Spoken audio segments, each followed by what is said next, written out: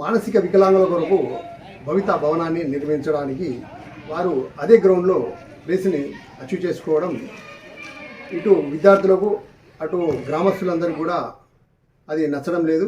ఎందుకు అంటే పిల్లలు చదువుకున్న టైంలో వాళ్ళు క్రీడా ప్రాంగణం లేకుండా కంప్లీట్ క్రీడలకు లేకుండా ప్లేస్ని కబ్జా అయిపోతుంది. ఇది కలెక్టర్ గారు దృష్టిలో ఉంచుకొని అక్కడ కట్టకుండా ఇప్పుడు మహిళా సంఘం ముందర జీపీ పక్కన ఓపెన్ ప్లేస్ ఉంది, అదంతా ప్రైవేట్ వాళ్ళు కబ్జా చేస్తున్నారు, అక్కడ కూడా కట్టుకోవచ్చు. లేదా ఇప్పుడు భవిత ఏదైతే ఉందో అక్కడ ఉర్దూ మీడియంలో ప్రైమరీ స్కూల్లో అక్కడ కూడా పక్కన ప్లేస్ ఉంది, అక్కడ కూడా కట్టుకోవచ్చు. ఏమైనా ఈ కాంట్రాక్టర్కు లాభం చేయడానికే ఈ ఉన్న ప్లేసు అంటే ఎలాంటి ఖర్చు లేకుండా డైరెక్ట్గా కట్టుకోవచ్చు అనే విధంగా వాళ్ళు చేసే తంతు ఇది బాగలేదు.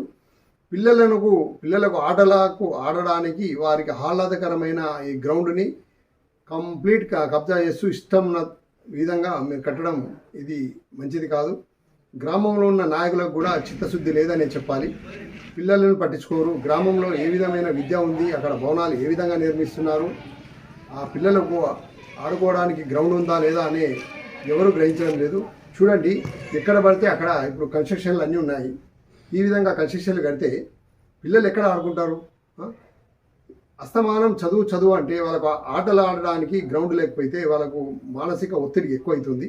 ఇది దృష్టిలో ఉంచుకొని అక్కడ కట్టే భవనం ఆపేయాలని మేము చెప్తున్నాం. వాళ్ళు కట్టడానికి ప్లేసులు బాగా ఉన్నాయి.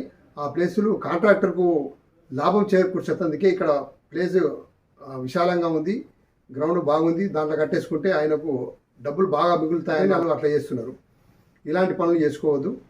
కాంట్రాక్టర్కు లాభం కావడం, విద్యార్థులకు మంచి ఆటలు ఆడుకోవడానికి గ్రౌండ్ ఉండాలని గ్రహించాలని ఉన్నత విద్యా అధికారులకు మేము బాసర్ నుంచి మనవి చేస్తున్నాము. కలెక్టర్ గారు కూడా దీనిపై దృష్టి సారిస్తారని బాసర్ గ్రామం నుంచి మేము వేడుకుంటున్నాము.